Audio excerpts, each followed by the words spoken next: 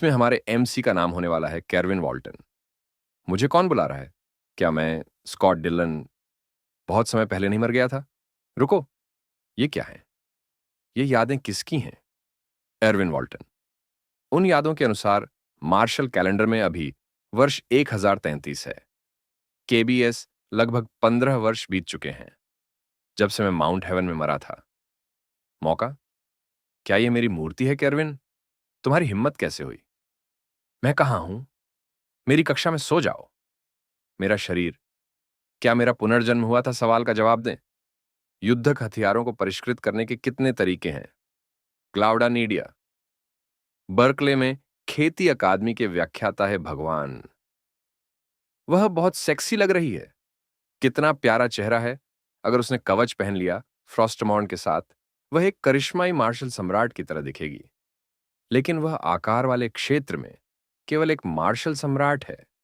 वह अभी भी मार्शल सम्राट बनने से बहुत दूर है। प्रहार। आह, क्या हो रहा है? मैं आकार वाले क्षेत्र में एक मार्शल सम्राट हूं। उस बदमाश की एक नजर से मेरा मन कैसे विचलित हो सकता है? मुझे जवाब दो। युद्धक हथियारों को परिष्कृत करने के कितने तरीके हैं? हाल ही में उस मामले ने मेरा ध्यान भटका दिया होगा। हां, क्या यह बहुत सरल नहीं है? मैं मार्शल दुनिया के 9वें चरण के शोधन क्षेत्र में शोधक सम्राट था। युद्धक हथियारों को परिष्कृत करने के 48 तरीके हैं। हा हा हा। वह अब भी पहले जैसा ही मूर्ख है। क्या वह नींद में बात कर रहा है? उत्तर पुस्तक में स्पष्ट रूप से लिखा है। यद्यपि उसने अभी तक अपना चक्र नहीं खोला है, फिर भी मुझे उम्मीद नहीं थी कि वह इतना मूर्ख होगा। वह कितना बेकार है, वॉल्टन का बेटा। हारे हुए। क्या तुम कभी किताबें नहीं पढ़ते? मिस्टर हॉर्नबी की पाठ्य पुस्तक में सिर्फ 36 तरीके लिखे हैं। रॉड हॉर्नबी, वो बदमाश, वह स्कॉट के 12 अन्य नवीन तरीकों को कैसे भूल गया? क्या कहा आपने? हा हा। वह तो बस सजा मिलने से डर रहा है, इसलिए उसने बड़बड़ाना शुरू कर दिया। श्री डिलन के शिष्य के रूप में उनके लिए ऐसी गलती करना असंभव है। वह श्री हॉर्नबाइट को उनके पूरे नाम से बोलने की हिम्मत कैसे कर सका? मॉन। पैम एक अजेय मार्शल सम्राट के रूप में श्री डिलन न केवल मार्शल महाद्वीप पर तीसरे स्थान के मार्शल कलाकार थे, वह 9वें चरण के शोधन क्षेत्र में एक शोधक सम्राट भी थे। उसे इसके बारे में क्यों पता होगा? उन्होंने हथियारों को परिष्कृत करने के 12 तरीके बनाए, लेकिन पाठ्य पुस्तक में क्या वे 12 विधियां सामान्य लोगों के लिए सीखना असंभव था? इसलिए श्री हॉर्नबी ने उन्हें पाठ्य पुस्तक में नहीं लिखा।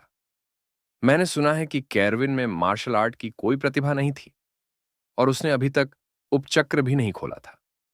हो सकता है कि उसमें रिफाइनर का हुनर हो, लेकिन अगर वह एक शोधक बन सकता है, तो वह एक मार्शल कलाकार होने से अधिक मूल्यवान होगा।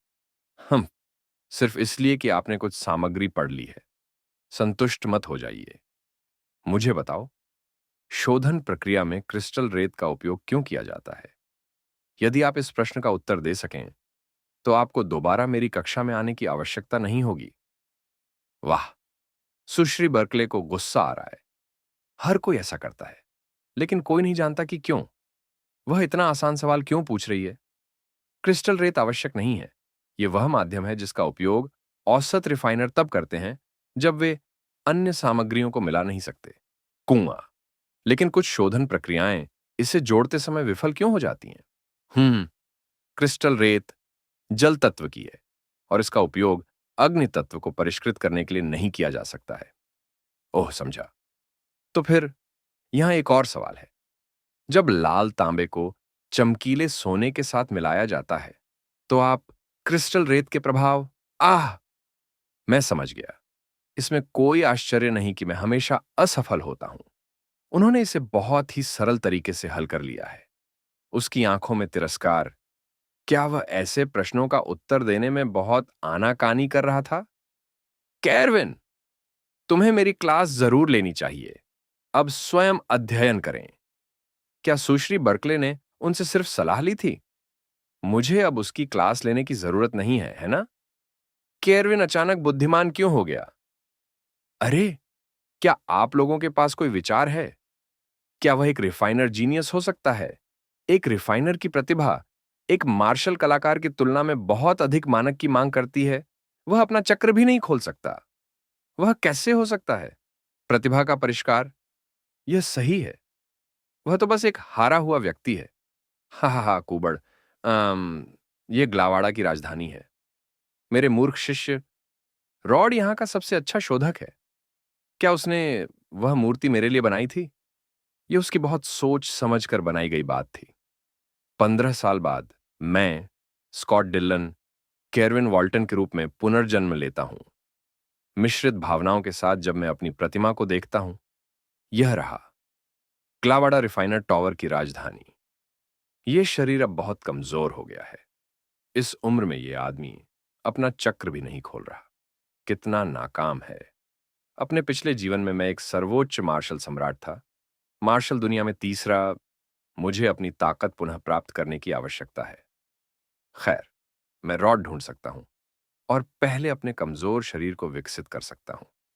अगर चीजें ठीक रहीं, तो मैं केवल कुछ ही वर्षों में अपनी ताकत हासिल कर पाऊंगा।